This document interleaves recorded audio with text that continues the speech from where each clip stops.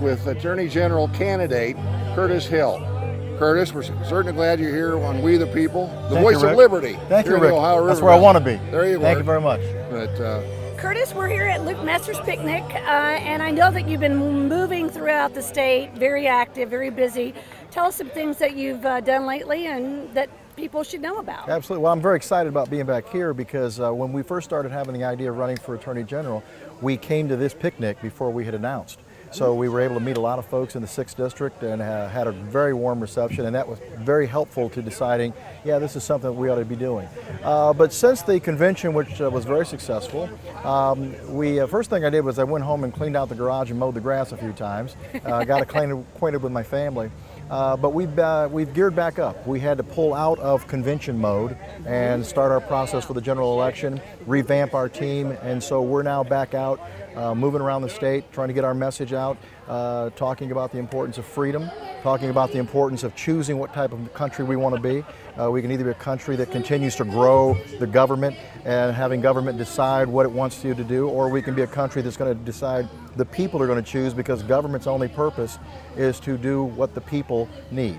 And really to protect our rights. So I think it's very important, and it's really great to have the opportunity to be on the ticket in 2016, which by all accounts is the craziest cycle that we can remember, but it's probably one of the most pivotal time periods to be on a ticket. So what is an Attorney General? How, everything you just said that's important, as Attorney General, how can you make that happen for the people of Indiana? Well, it's about freedom, and when we look at what Washington does or doesn't do, Washington, everyone knows, doesn't work. And it's very important that we in our state take initiative of our own. And so one of the most important things that we're going to be looking at is the increasing regulations coming from the federal government that are bypassing Congress, that are burdening our people, burdening our businesses, and the Attorney General has the ability and the authority to stop those actions, to file lawsuits, to put the federal government in its place, if you will, and we look forward to that opportunity. do you have a list of, I mean, it just seems like every day something new is hitting us.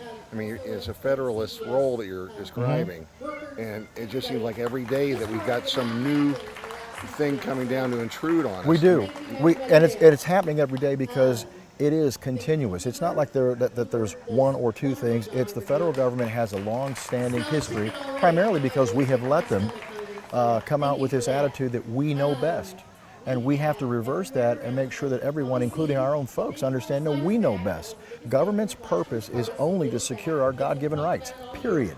And once we start to understand that, we can change that tide and make our own decisions, right or wrong, good or bad, but it's up to the people to make the decision, and that's what we need to do. Excellent. I'm just delighted. I mean, this is a voice we need. Well, that's what I'm here for. But thank you for your time, Curtis. Thank you, Rick. We really appreciate it. Thank you, and God bless you. We're praying for Thank you. you. I appreciate it. All right, you. friend.